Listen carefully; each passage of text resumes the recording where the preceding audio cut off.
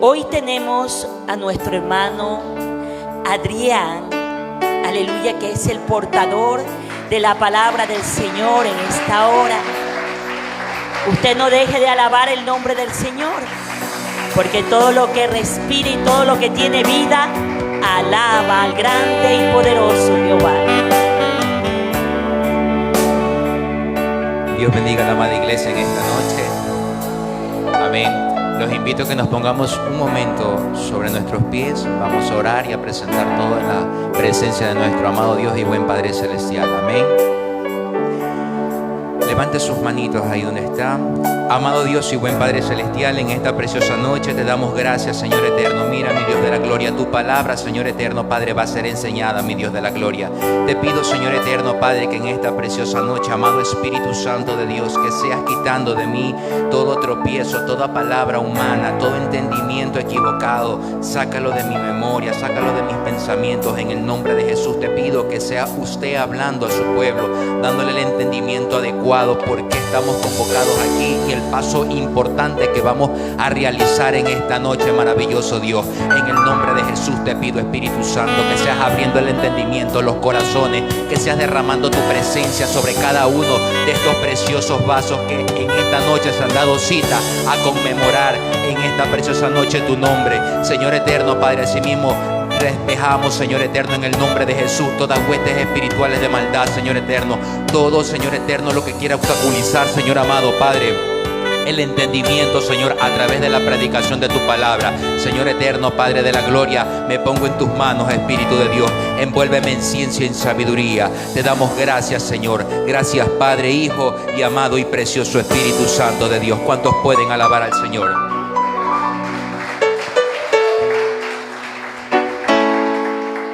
Puede tomar sus asientos. Amén. Gloria a Dios. Bien, una vez más damos la bienvenida en esta noche a las hermanas que están invitadas. Que el Señor continúe bendiciendo sus vidas y les siga animando para que puedan seguir congregándose. Amén.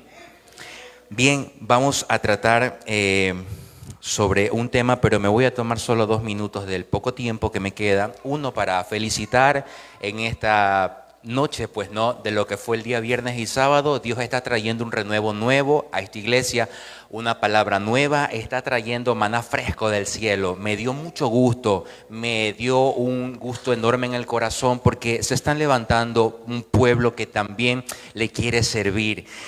Felicitando a esas hermanas, la verdad también a los caballeros que estuvieron participando. Fueron 3, pero me dio gusto y gozo que fueron más mujeres las que participaron en estos 2 días.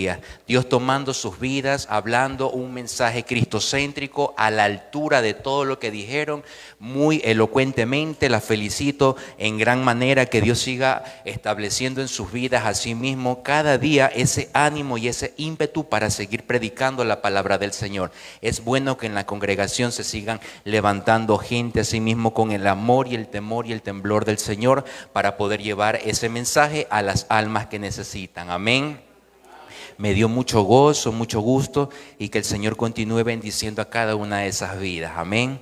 Bien, y el otro minuto es, justamente vamos a tratar sobre algo, ¿no? Ya todos comieron el día viernes fanesca, pescado. Unos tal vez por ahí hayan peleado de pronto, no peleado, sino que hayan entrado en contradicción con el vecino que no come carne, que la carne sí, que la carne no, que el pescado, que no honras a Dios.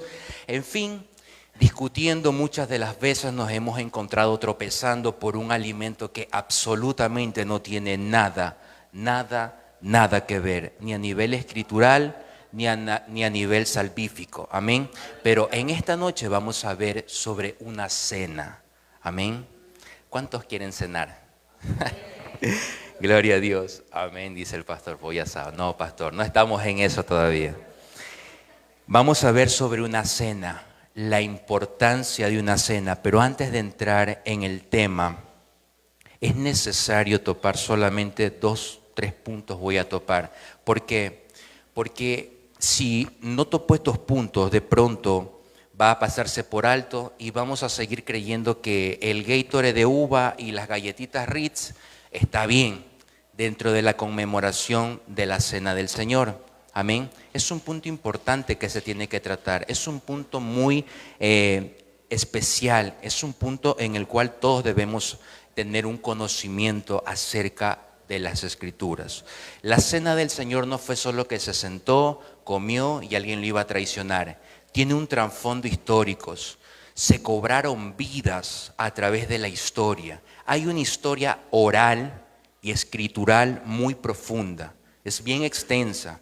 Pero bueno, en el poco tiempo he tomado solamente las partes más importantes para traer a memoria, para que al salir de esta puerta y de esta casa de oración usted tenga el pleno conocimiento de lo que va a hacer al momento de cenar.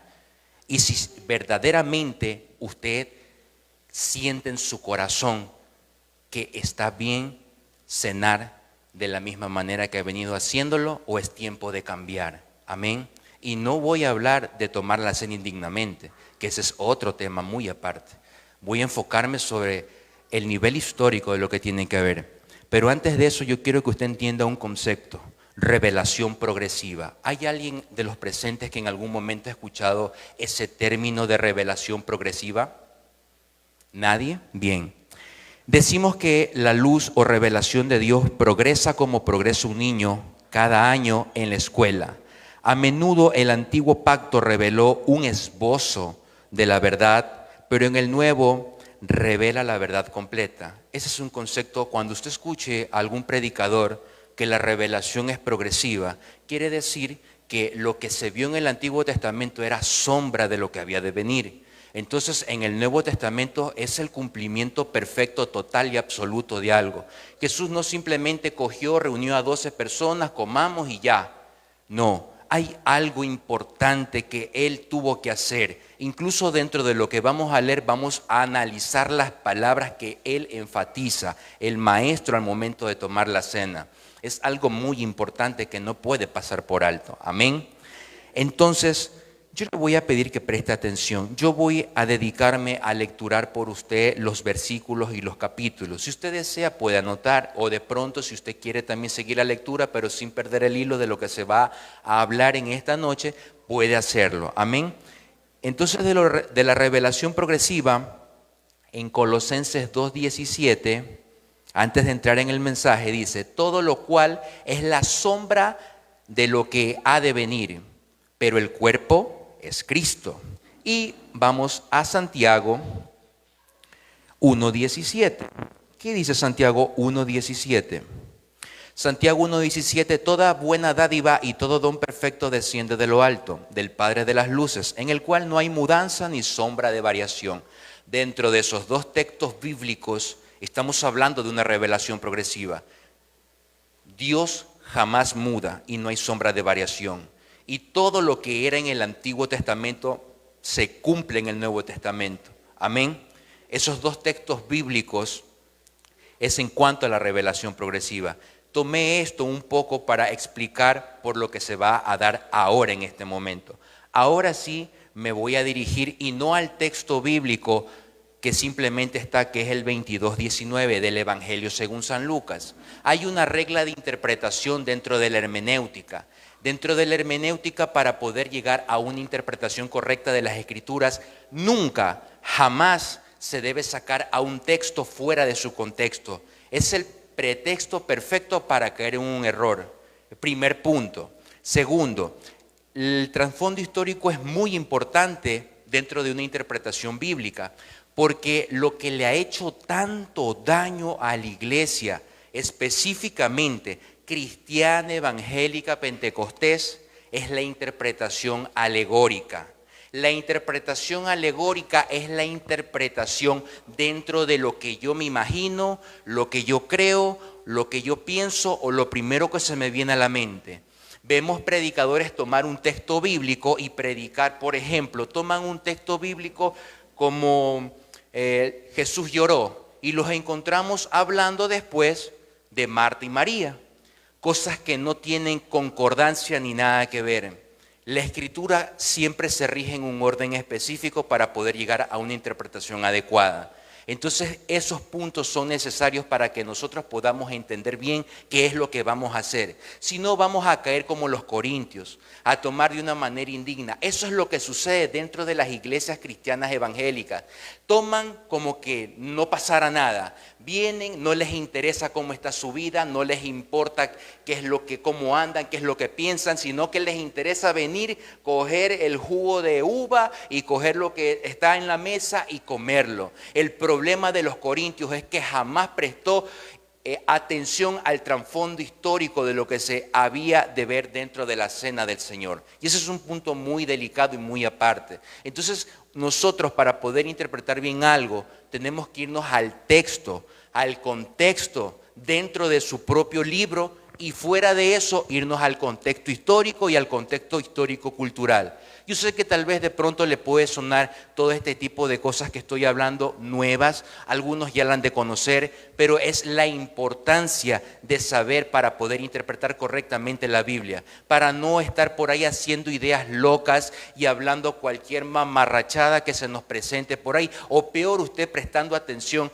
a vanas palabrerías, cosas que no están. Por eso que los bereanos tenían una cualidad excepcional. Ellos escuchaban disertar la palabra Pablo, pero ellos anotaban todo. Y ellos iban a su casa y verificaban con las escrituras qué es lo que él estaba hablando y si estaba correcto. Entonces eso pasó. Uno de los casos de interpretación alegóricas que vivió el maestro fue cuando les dijo a los escribas y fariseos que él podía derribar el templo y lo podía construir en 3 días. Ellos jamás entendieron lo que él estaba hablando. Ellos pensaban que era el templo físico. Ellos estaban de una manera alegórica interpretando las cosas. Ellos utilizaban el alegorismo muy a menudo y no entendían nada. Entonces, por eso vuelvo y repito, eso tiene que erradicarse de la iglesia cristiana evangélica. Debemos educarnos, debemos leer. ¿A cuántos les gusta leer? Bueno. Debemos leer y debemos interesarnos en la historia, porque si usted no sabe de la historia, recuerda, hay una propaganda política que yo voy a tomar y yo creo que no tiene nada que ver, pero aquel que no conoce la historia vive condenado a cometer los mismos errores. Así que si usted no conoce de lo que está leyendo y no se interesa por saber el trasfondo de cada cosa que usted lee, simplemente será alguien que vivirá pensando, imaginando, idealizando cosas bajo su propio precepto y concepto. Amén. Amén. Los veo como tensos. ¿Cuántos pueden alabar al Señor? Gloria a Dios.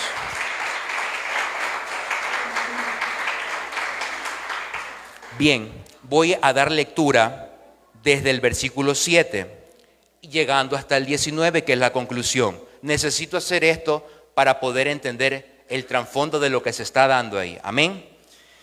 El Evangelio según San Lucas, capítulo 22, versículo 7. Institución de la Cena del Señor. Llegó el día de los panes sin levadura, en el cual era necesario sacrificar el cordero de la Pascua. Nótese eso. Y Jesús envió a Pedro y a Juan diciendo: id, preparadnos la Pascua para que la comamos. Ellos le dijeron: ¿dónde quieres que la preparemos? Él les dijo: he aquí, al entrar en la ciudad, os saldrá al encuentro un hombre que lleva un cántaro de agua. Seguidle hasta la casa donde entrare y decid al padre de familia de esa casa, el maestro te dice: ¿dónde está el aposento donde he de comer la Pascua con mis discípulos? Entonces él os mostrará un gran aposento alto ya dispuesto. Preparad allí. Fueron pues y hallaron como les había dicho y prepararon la Pascua. Cuando era la hora, se sentó a la mesa y con él los apóstoles y les dijo: cuánto he deseado comer con vosotros esta Pascua antes que padezca. Porque os digo que no la comeré más hasta que se cumpla en el reino de Dios. Y habiendo tomado la copa, dio gracias y dijo: tomad esto y repartidlo entre vosotros, porque os digo que no beberé más del fruto de la vid hasta que el reino de Dios venga. Y tomó el pan y dio gracias y lo partió y les dio diciendo: esto es mi cuerpo que por vosotros es dado, haced esto en memoria de mí. Amén. Se dan cuenta, primero, aquí vemos varios puntos. No se sentó y comió. Primero, a él le urgía preparar la Pascua antes de padecer, primer punto. Segundo, él mandó a buscar a una persona con un cántaro de agua y que tenga un aposento alto preparado. ¿Por qué el aposento? Tercero, menciona que es necesario que él tome del jugo de la vid y después ya no lo va a volver a hacer hasta cuando venga en el reino. Y vemos también como un cuarto punto cuando ya come y todo eso. Amén. Entonces, ahora sí, ahora vamos a entrar en materia. ¿A cuántos les gustaba esa materia de historia en el colegio? Gracias, hermana Katy.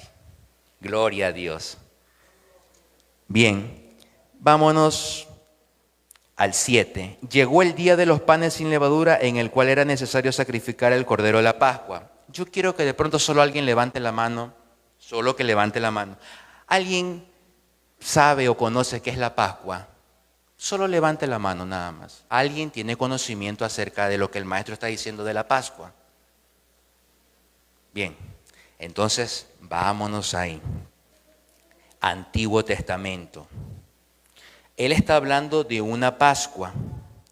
El Señor está hablando de una Pascua, entonces, que le era necesario. Llegó el día de los panes sin levaduras, en el cual era necesario sacrificar el cordero de la Pascua. Bien, ahí sí nos vamos a entender. Nos vamos a Éxodo 2:1.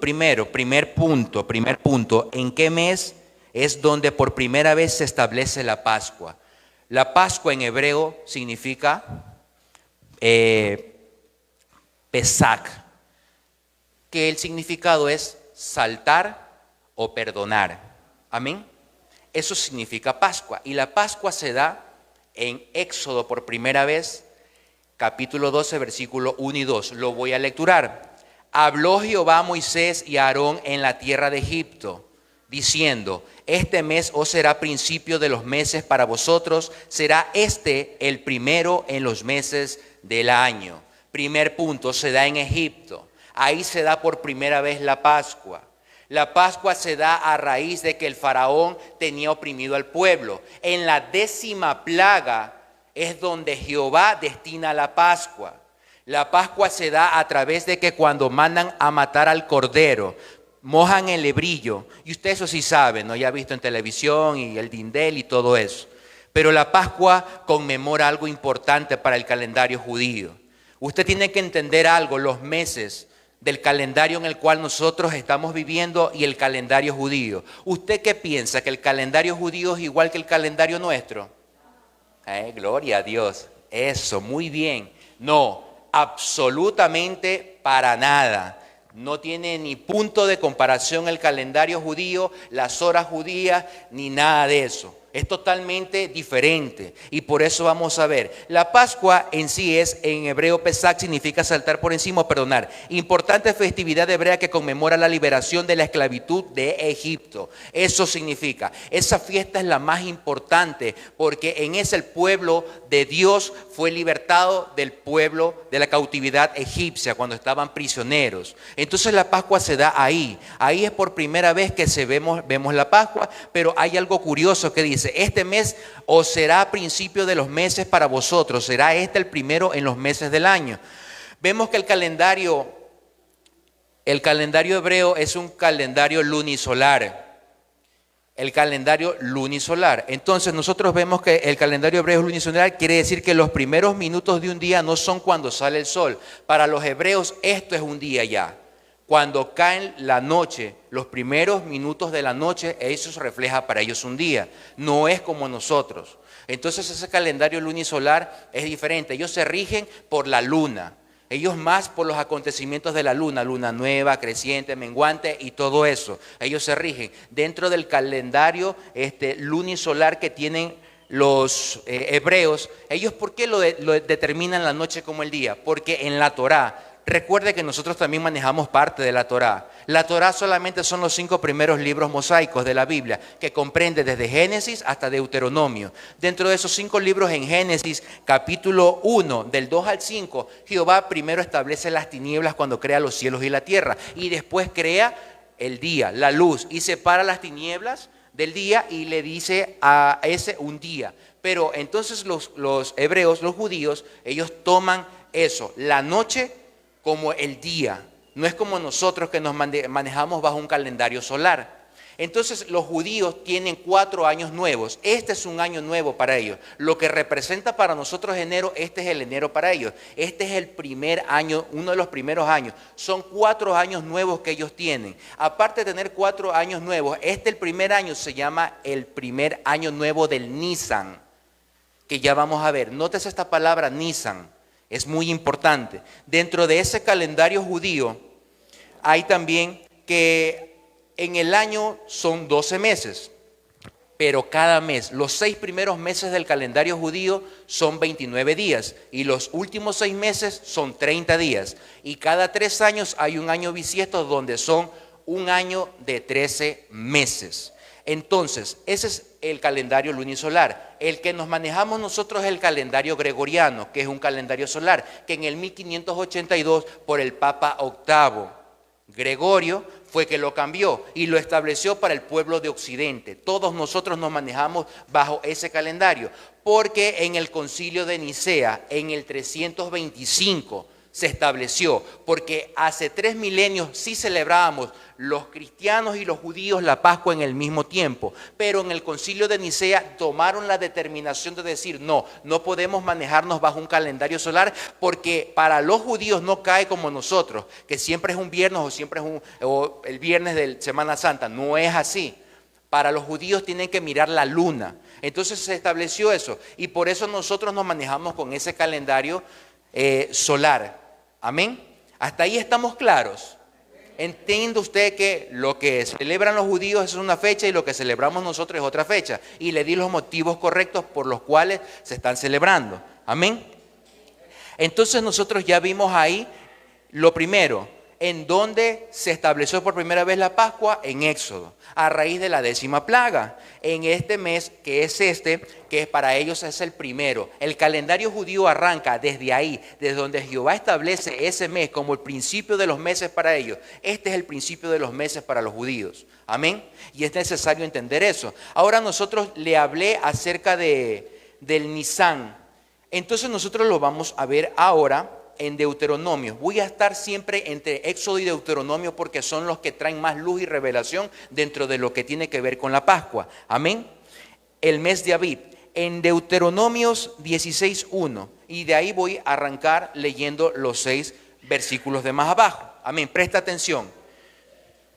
Deuteronomio 16:1. Fiestas anuales. Guardarás el mes de Abib y harás Pascua a Jehová tu Dios, porque en el mes de Abib te sacó Jehová tu Dios de Egipto de noche. Nótese de nuevo, de noche.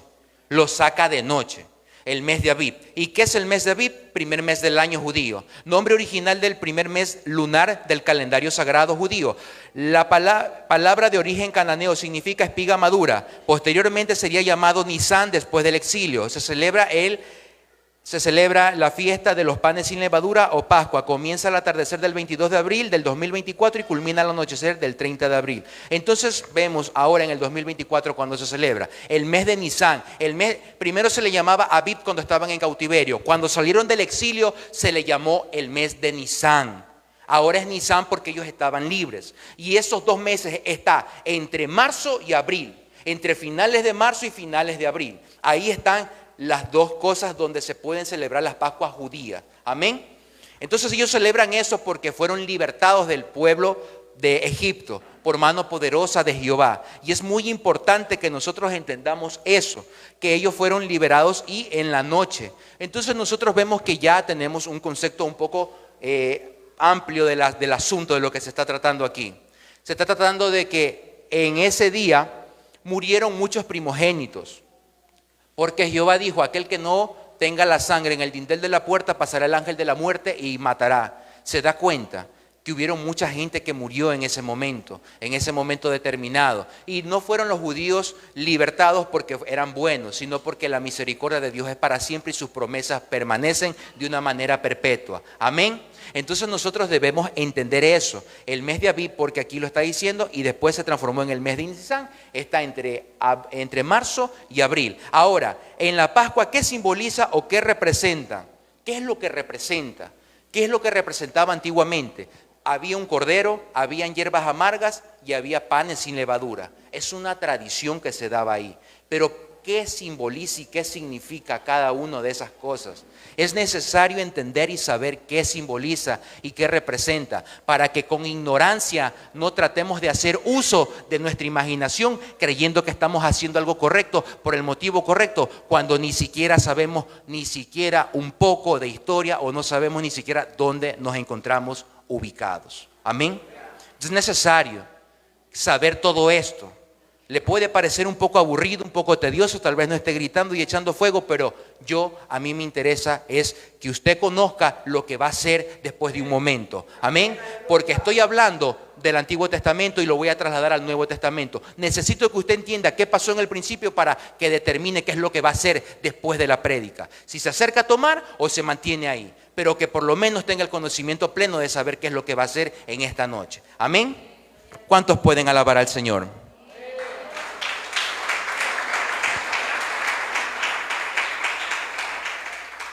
En Éxodo 12:8, lo voy a lecturar yo, 12:8, dice: y aquella noche comerán la carne asada al fuego y panes sin levadura con hierbas amargas lo comerán. Primer punto, las hierbas amargas simbolizan la amargura y las penalidades de la esclavitud sufrida por el pueblo de Israel en el antiguo Egipto. Estas hierbas consistían en los berros amargos, los algarrobos, los cardos y las lechugas silvestres. Eso simbolizaban las hierbas amargas. Y esas hierbas no podían ser, hasta el día de hoy, los judíos más ortodoxos, ellos no pueden ni curtirlas, no pueden sazonarlas, ni pueden hacer nada. Son hierbas muy amargas. No recuerdo, tal vez, no se me viene el nombre de alguna hierba amarga de nuestro lugar aquí, pero algo amargo, solo imagínense algo amargo, que llegue ese momento y Jehová les hace comer eso. ¿Por qué él utiliza esto como un simbolismo? Para que ellos se acuerden y siempre tengan presente de dónde Jehová los sacó. Y lo mal agradecidos que en su momento determinado se volvieron ellos. Amén. Las hierbas amargas representan la amargura, el sufrimiento, el dolor, las muertes, las pérdidas, todas las esperanzas que en un momento determinado ellos habían perdido, pero que cuando clamaron al Dios Todopoderoso, Él los oyó y Él los redimió, Él los sacó. Y es por eso que hasta el día de hoy en estos pueblos hebreos o en estos pueblos judíos ortodoxos todavía siguen practicando este tipo de cosas. Amén. Ahora, el cordero, yo creo y pienso que está de más hablarlo. Todos ya más o menos tenemos una idea de lo que simboliza. Pero el cordero simplemente era el sacrificio vivo que era por cada una de las personas que estaban en esa familia y ponían la sangre para que el ángel de la muerte no los tocara. En el Nuevo Testamento simboliza asimismo que nos redimió la sangre de Jesucristo como el Cordero perfecto inmolado para que usted y yo tengamos vida y vida en abundancia y eterna. Amén. Los panes sin levadura. Aquí en este punto se dan dos cosas dentro del mes de Abib o el mes de Nisan. Panes sin levadura. ¿Qué significa la levadura? ¿Por qué exige la levadura? Aquí tiene un grado alto de importancia. Puede morirse alguien comiendo algo leudado. ¿Por qué? Los panes sin levadura, como en la Biblia, la levadura por lo regular representa el pecado y la corrupción. Este pan sin levadura representa la separación de los israelitas redimidos de Egipto, es decir, del mundo y del pecado. Y eso también lo vemos en Éxodo 15, yo lo voy a lecturar. 7 días comerás panes sin levadura y así el primer día haréis que no haya levadura en vuestras casas, porque cualquiera que comiere leudado desde el primer día hasta el séptimo será cortado de Israel. El 19, por 7 días no se hallará levadura en vuestras casas, porque cualquiera que comiere leudado, así extranjero como natural del país, será cortado de la congregación de Israel. Ninguna cosa leudada comeréis, en todas vuestras habitaciones comeréis panes sin levadura. La levadura representa un tipo de fermentación y la fermentación se la podía obtener en ese tiempo del vino que era fermentado, de la sidra, del vino espumoso, de la espuma que estaba en el vino que era fermentado con licor, se sacaba lo que era la levadura y se ponía a leudar. Por eso que comer leudado era un problema, por eso que comer leudado para Jehová representaba abominación, era capaz de cortar a alguien. En toda la casa no podía existir ni un gramo de levadura, ni en las habitaciones de ningún lado, y durante los 7 días tenían que comer sin estar el pan leudado, porque cuando la levadura, por eso que en el Nuevo Testamento dice que un poco de levadura leuda toda la masa. ¿Y algún día usted se preocupó por interesarse en saber qué es lo que quería decir ese texto bíblico?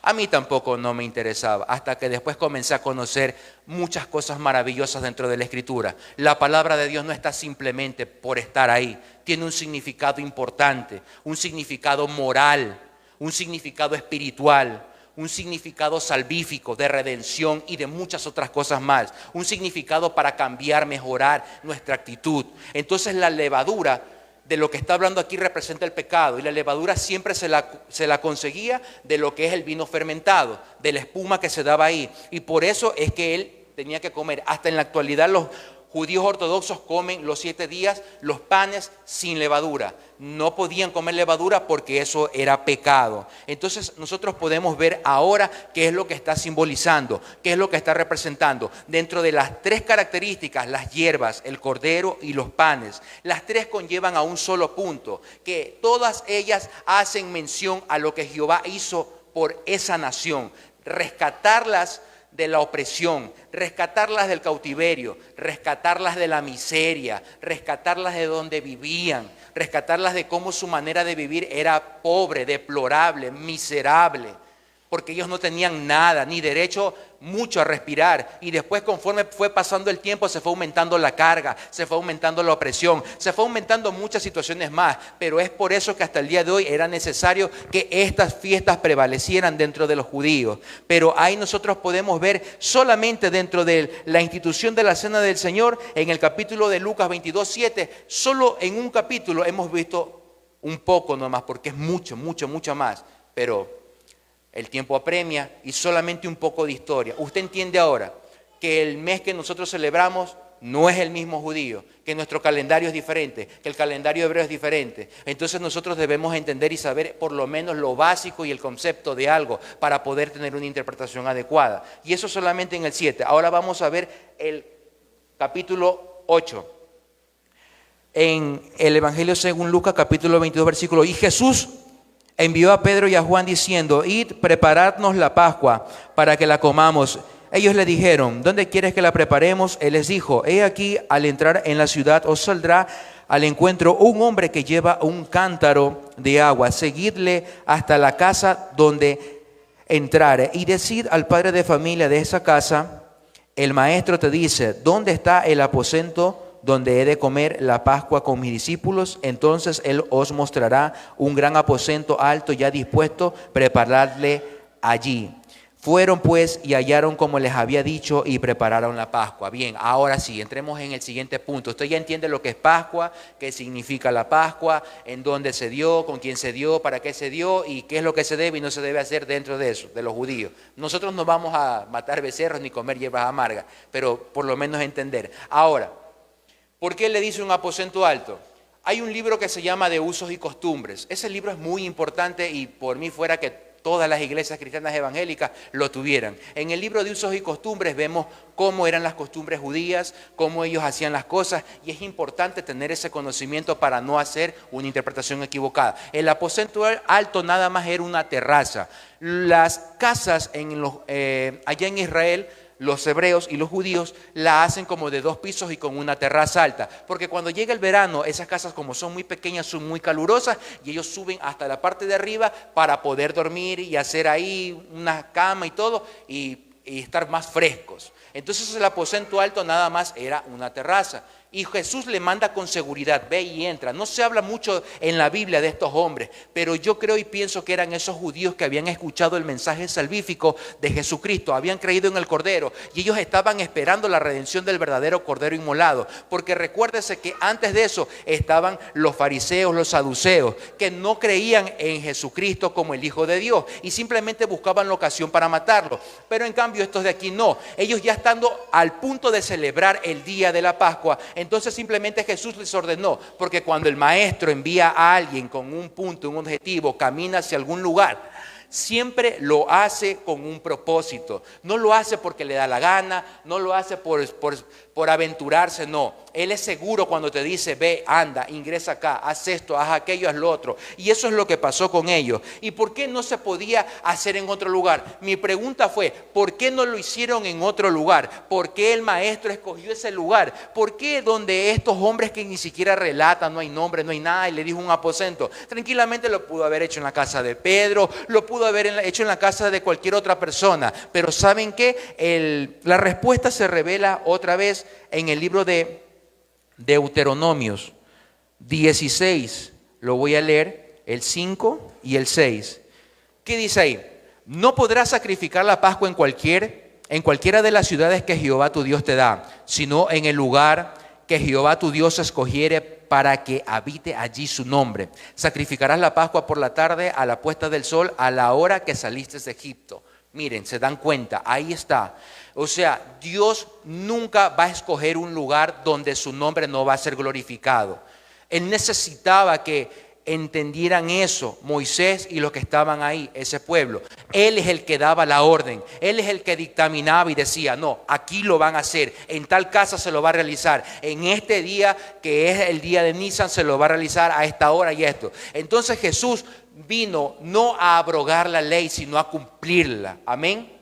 Él no vino a desobedecer nada. Las profecías mesiánicas todas se cumplieron al pie de la letra en Él. Él cumplió muchísimas profecías, Jesucristo, y ninguna la quebrantó. Lo hizo en la hora, en el día, en el mes exacto y correcto. Entonces sabía que esos hombres verdaderamente habían creído en el testimonio de Él. Habían creído en el Padre, Dios eterno, y en su Hijo Jesucristo. Él no podía preparar en otro lugar donde no creían, donde dudaban, donde lo aborrecían. Es que en esa casa, en ese lugar, a Jehová le plació, a Jehová su nombre iba a estar en ese lugar. Se da cuenta la importancia. Si se celebra aquí hoy esta cena, es porque Jehová ha establecido esta casa como su casa de oración, la ha establecido como su casa de redención, la ha establecido como su casa que sea digna, donde su nombre sea alabado y glorificado. No es porque a la pastora se le ocurrió, no es porque le dio la gana, no es porque amaneció y dijo, bueno, terminemos con la Santa Cena para cerrar con broche de oro. No, sino que simplemente porque en el corazón de ella Dios puso una palabra y un dictamen y le dijo, bueno,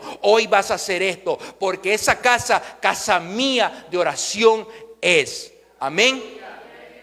Entienda que si se celebra aquí la Santa Cena es porque esta casa le pertenece a Jehová. Amén. Y porque Él la ha instituido aquí. Entonces tenemos que entender todos estos puntos para poder antes de servirnos o participar de la cena. Amén. Ya lo vimos que no se puede escoger en cualquier lado, sino donde Dios determina y ha determinado en este día, en esta fecha y en esta casa. Amén. ¿Cuántos pueden alabar al Señor?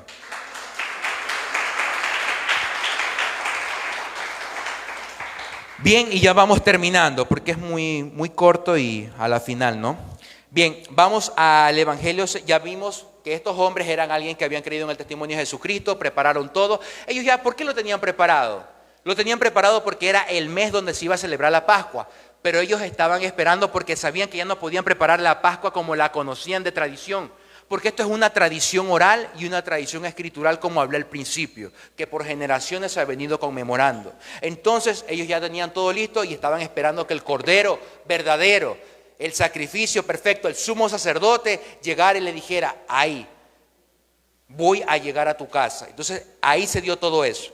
En el capítulo 14 en adelante, cuando era la hora, se sentó a la mesa y con él los apóstoles y les dijo, ¡ay Dios! Nótese esto. Y les dijo, ¿cuánto he deseado?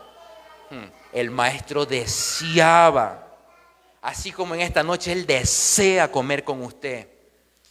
ese deseo lo vamos a ver por qué es tan así que Él desea comer con sus discípulos y desea comer con cada uno de nosotros que participemos de esta cena. ¿Cuánto he deseado comer con vosotros esta Pascua antes que padezca? Amén. Dice, cuando era la hora se sentó a la mesa y con Él los apóstoles y les dijo, ¿cuánto he deseado comer con vosotros esta Pascua antes que padezca? ¿Por qué Él deseaba comer antes que padezca? Él estaba anunciando su muerte, pero vuelvo y repito, Él no decía me van a matar simplemente porque me tienen envidia. Jesús nunca se movió bajo un sentimiento humano, bajo un gobierno, un pensamiento humano. Él no, Él se movió bajo un criterio teocrático, diferente. Se movió bajo unos conceptos y preceptos establecidos del Padre eterno. Él no dijo, ay, es que me van a matar porque me tienen envidia porque yo sé más que ellos.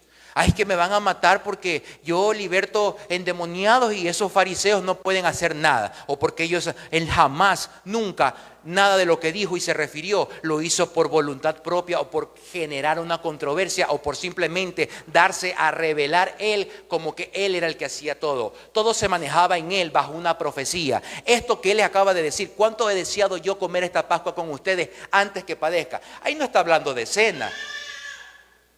Dicho sea de paso, no está hablando aquí cuánto he deseado comer esta cena. Pascua, Pascua, Pascua y Pascua. Desde que inicia el capítulo 7 dice Pascua. Desde que estamos en el 14 dice Pascua. No está diciendo cena, Pascua, porque todavía no se daba. Amén. Ahora vemos de lo que él está diciendo antes que yo padezca. ¿Por qué él decía esto? Él lo decía simplemente porque en Isaías 53, ahí está la respuesta. Se lo voy a lecturar. Amén. Isaías 53. Si usted encontró, puede darle lectura, 3 al 7. Amén. Dele lectura, mi hermana, muy amable.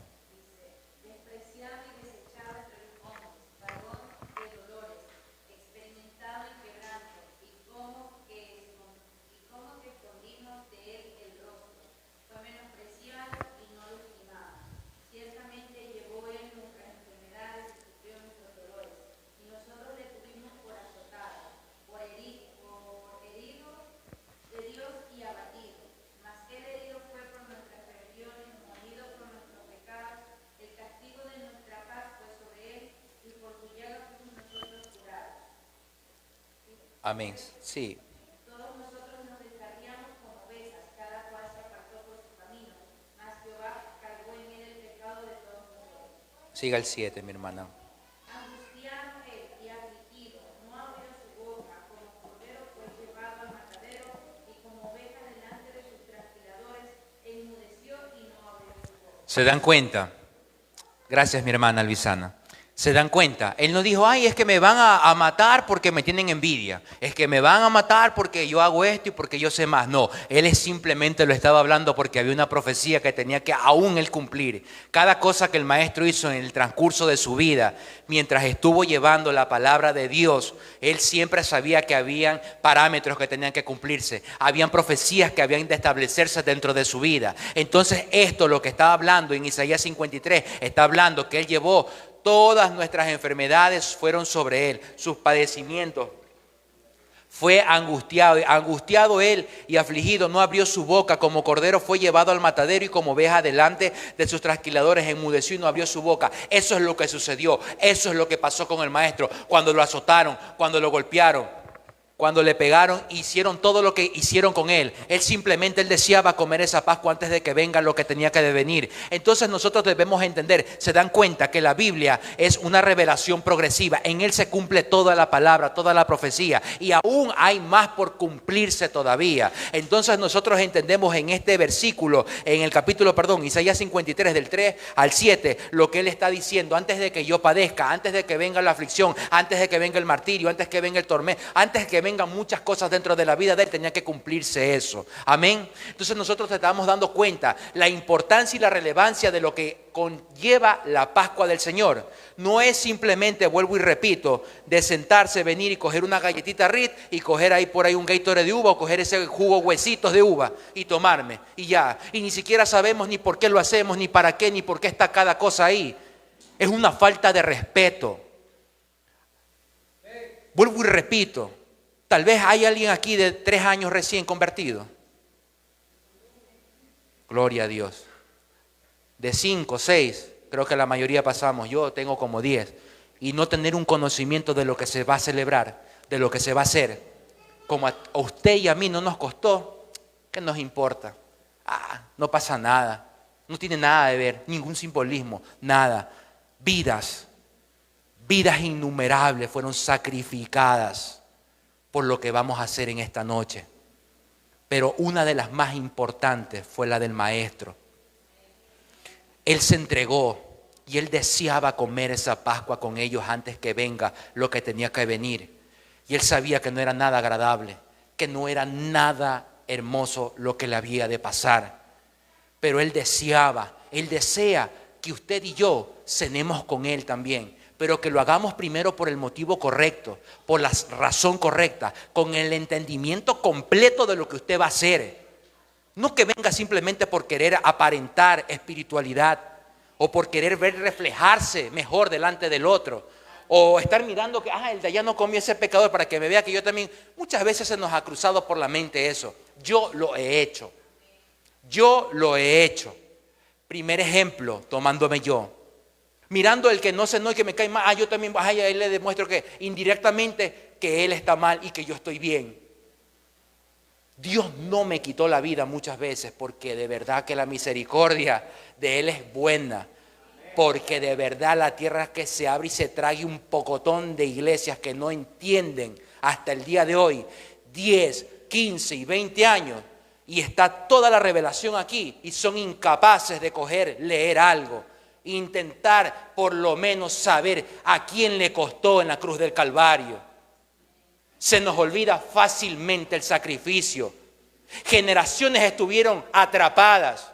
Hoy en día vemos niños correr dentro de la iglesia, qué bonito, qué hermoso.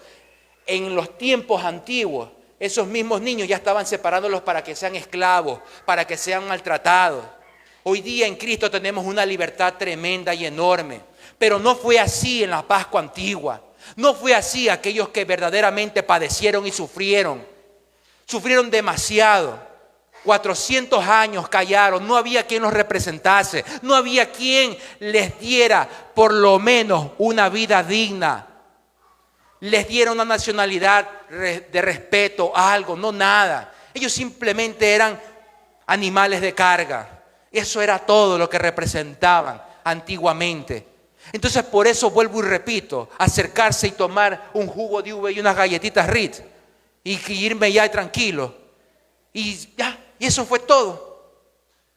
Caemos muchas veces en cosas tan bajas y de verdad que da pena a veces, da pena de ver de que dentro del pueblo cristiano se olvide y no se conmemore verdaderamente la representación de lo que tiene que ver una cena, de lo que a personas les costaron. Hoy en día usted y yo caminamos con libertad, pero es misericordia lo que nos acompaña.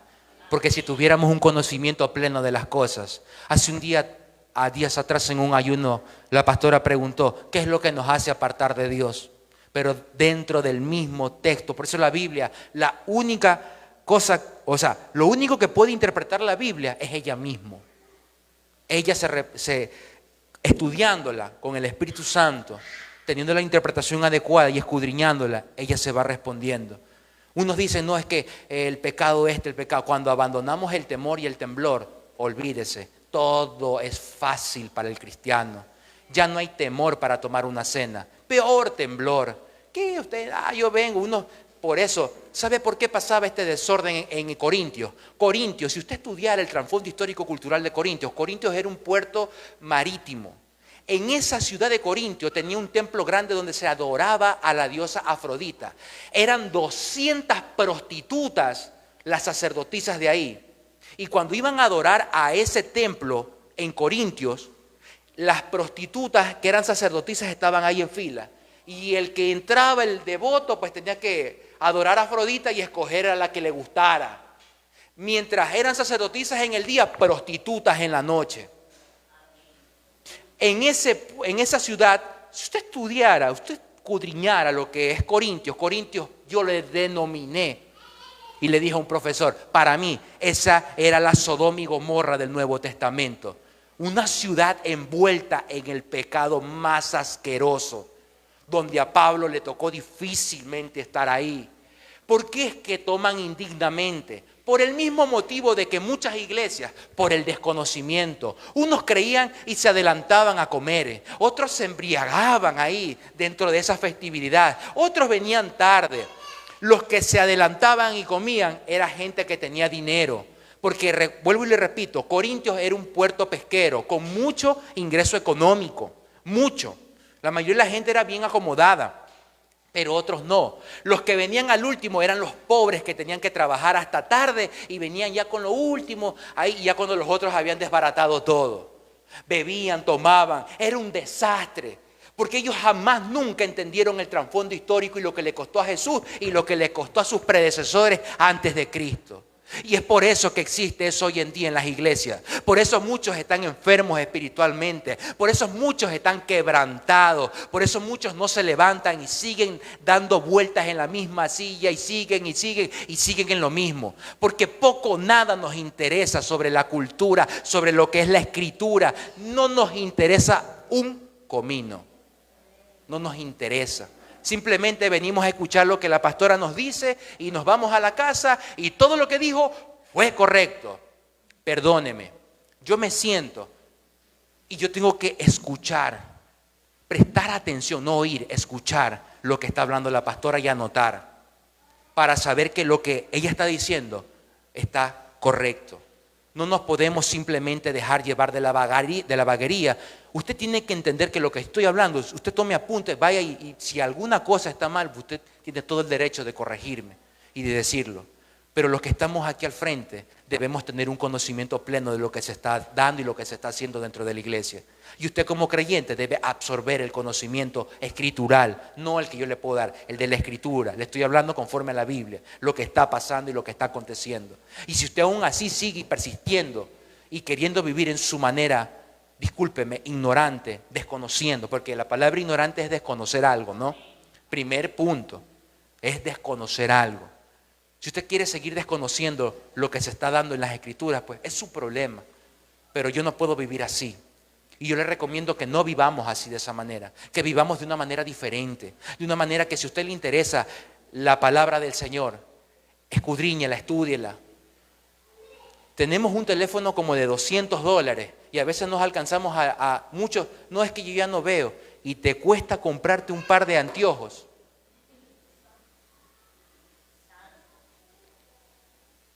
Es que yo tengo el iPhone 15 y ni una Biblia de estudio de por lo menos $40 tiene en su casa para saber qué significa cordero o leudado. No, es que yo voy a audiolibros y ya. Ese es su problema. Pero yo le digo algo. Es necesario que yo entienda la Escritura porque vendrán tiempos, me dice la Escritura, que se levantarán falsos maestros, aún a los escogidos engañarán. ¡Ja! A los escogidos. ¿Saben lo que es un escogido? ¿Tiene noción de lo que es un escogido? Un escogido es alguien que es separado, alguien que está fundamentado. Y si ellos que están fundamentados escritural, espiritualmente, serán confundidos, ¿qué dónde se quedará el hermano que no sabe ni qué es levadura? ¿Dónde estará el hermano que ni siquiera sabe cuántos libros tiene la Biblia? ¿Cómo se dividen? ¿Dónde quedará? ¿Dónde estará? No, pues yo solo le digo lo que la Escritura me enseña, que vendrán maestros y se levantarán en los postreros tiempos. Y usted vendrá y le hará preguntas, todavía la pastora, que son de escuelita dominical. Preguntas que usted y yo debemos saber, como nuestro número de cédula, nuestros apellidos, nuestros nombres. Aún hay cristianos que se les pregunta cuántos libros tiene la Biblia, cómo está dividida. Algo sumamente básico. Algo más difícil sería preguntarle cuántas letras tiene, que aún eso no es bueno aprender. Son 777,000 palabras y 31,400 capítulos. Eso es lo que tiene la Biblia. Eso es importante saber. Yo me aprendo cualquier otra cosa y menos las Escrituras. Eso no está bien. Debemos nosotros entender que esta palabra, escúcheme, esta palabra es la que lo va a condenar a usted. Así dice la Escritura, que por la palabra vamos a ser juzgados. Yo solo le digo, hermano, no perdamos el tiempo. No perdamos el tiempo en cosas vanas. Procurémonos centrarnos en la palabra. Y para terminar ya con el final, en Lucas 22 del 16 al 18. Porque os digo que no la comeré más hasta que se cumpla en el reino de Dios. Y habiendo tomado la copa, dio gracias y dijo: tomad esto y repartidlo entre vosotros. Porque os digo que no beberé más del fruto de la vid hasta que el reino de Dios venga. Nótese esto, hasta que el reino de Dios venga. Y tomó el pan y dio gracias y lo partió y les dio, diciendo: esto es mi cuerpo que por vosotros es dado, haced esto en memoria de mí. Amén. Aquí terminamos. Aquí el Señor está hablando, perdón, déjeme buscar la cita bíblica aquí. Correcto, ya, muy bien. Está hablando una vez más, lo voy a leer. Ya, de 16, porque os digo que no la comeréis más hasta que se cumpla en el reino de Dios. Hasta que se cumpla en el reino de Dios. Hasta que se cumpla en el reino de Dios. ¿Qué entiende usted por eso? Y no beberé más la vida hasta cuando venga el reino de Dios. ¿Sabe? Esa era la última cena de Él. Ahora, ¿qué estamos esperando? ¿Qué estamos celebrando? ¿Las bodas de quién? Del Cordero. Las bodas, ¿no, verdad? ¿Y qué piensa usted? ¿Que vamos o no vamos a cenar ahí? Gloria a Dios. Diga amén con seguridad, porque si son bodas vamos a cenar. No, amén. No, amén. ¿O se piensa quedar aquí? No. Bueno, la pastora dijo amén, dijo así. Es que, amén. Las bodas del Cordero. Esa es una cena donde nosotros, todos los que estamos aquí, debemos luchar hasta llegar allá.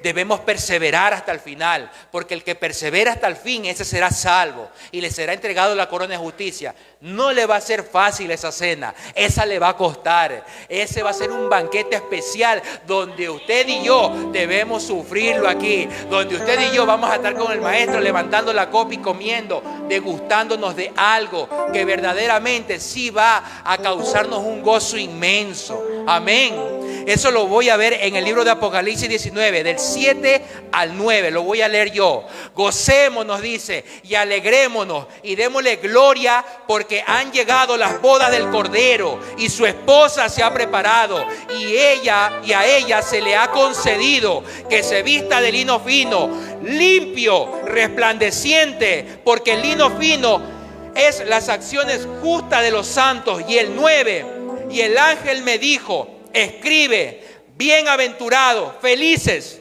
los que son llamados a la cena de las bodas del Cordero. Y me dijo: estas son palabras verdaderas de Dios. Así que gócese, alégrese, porque van a venir las bodas del Cordero. Y usted tiene que prepararse para ese momento. Usted tiene que estar en su corazón. Amén.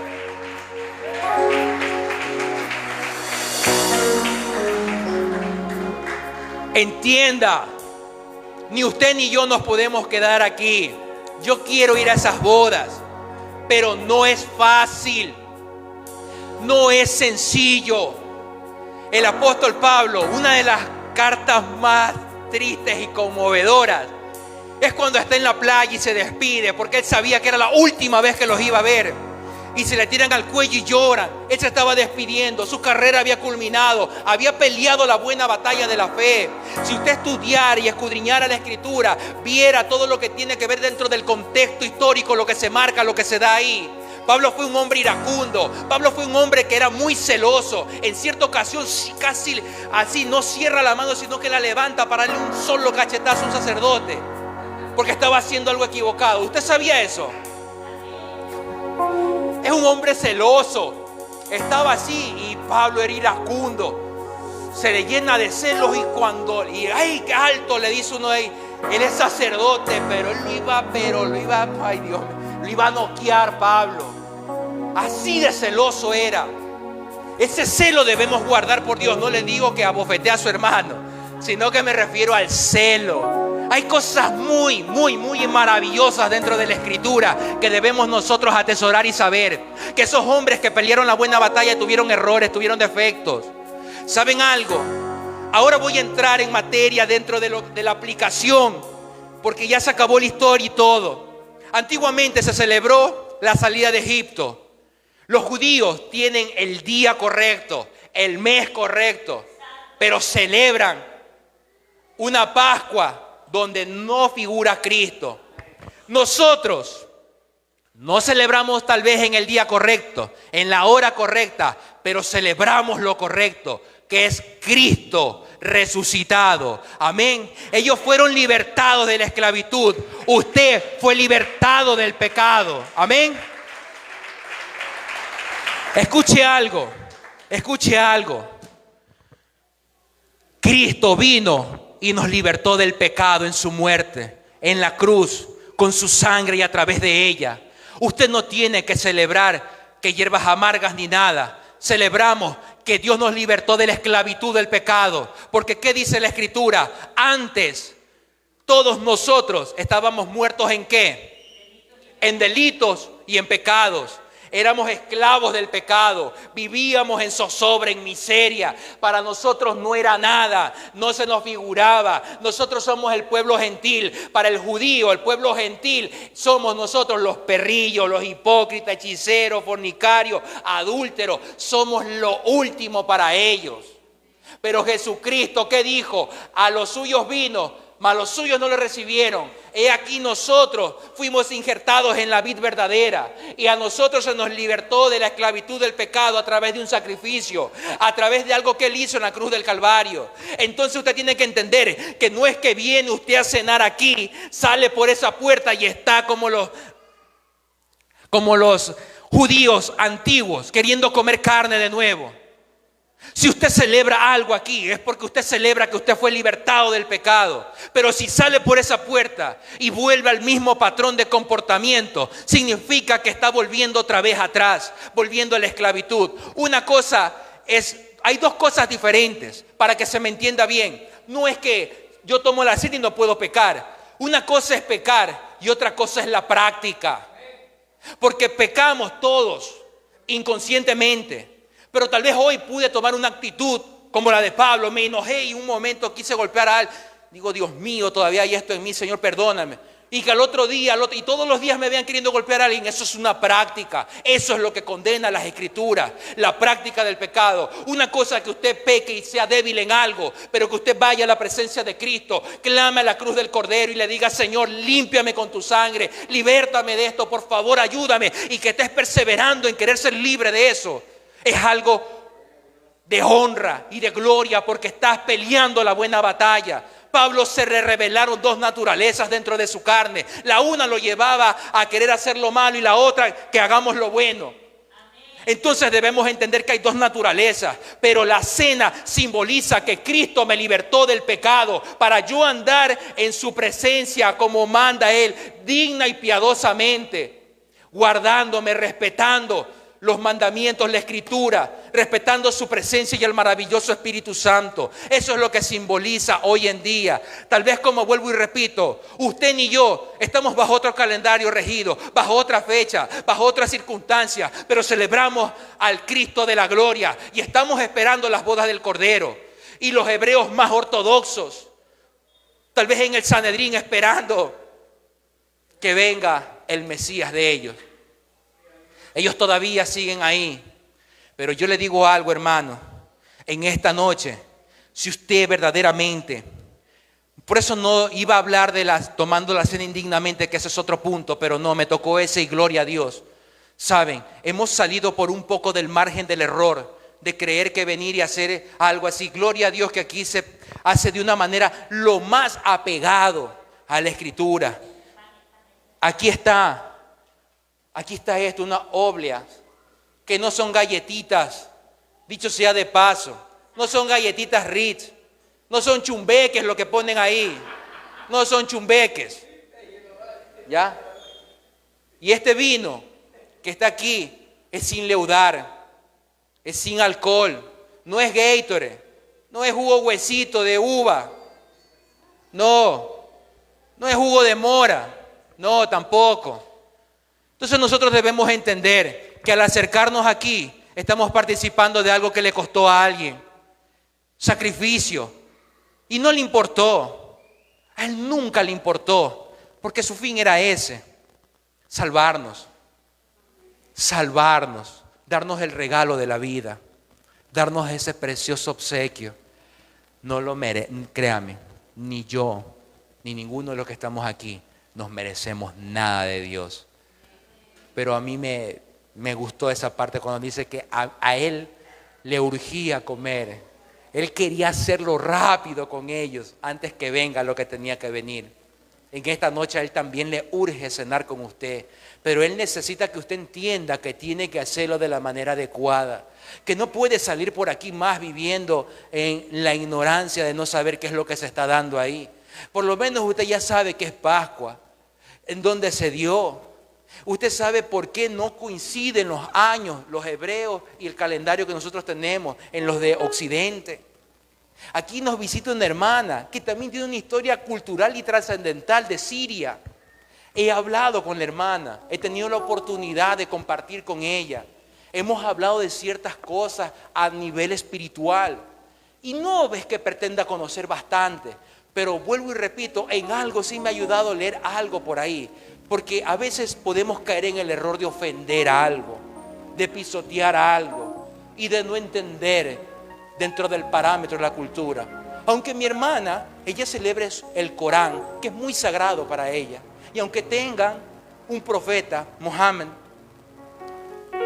no puedo ir por ahí pisoteando años de tradición y de cultura. No soy yo, es el Espíritu Santo el que va a hacer la obra. Eso es lo que tiene que entender usted. Pero no puede ir por ahí de una manera ignorante, haciendo las cosas así, como se le viene, se imagina o se le ocurre. No, mi hermano. En esta noche vamos a hacerlo por el motivo correcto, conociendo plenamente cuánto costó, sabiendo qué es lo que se va a recibir y lo que se va a dar aquí en esta noche. Y sabiendo que con eso no le quiero decir que ninguno nos merecemos. Mire, ni yo me merezco siquiera cenar, nada. No es que yo sea un querubín que me estén saliendo alas, pero yo sí le digo algo. Tenemos la oportunidad que mientras hay vida y esperanza de redimirnos cada día, de pasar aquí adelante y de decir, Señor, de verdad dentro de su corazón, ¿cuánto te costó? Me libertaste del pecado. ¿O usted quiere vivir en el pecado esclavo todavía? ¿Alguien quiere vivir en el esclavo en el pecado? No. Gloria a Dios. Yo tampoco. Pero sí le digo algo.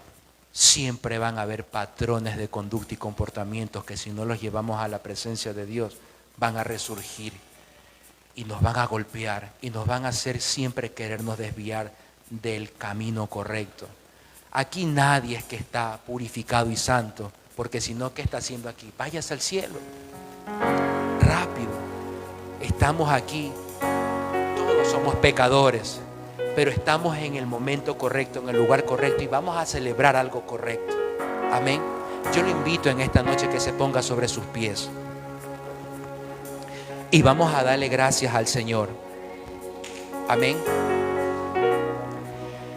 Yo le pido que cierre sus ojos en esta noche y levante sus manos. Vamos a darle gracias y a orar a Dios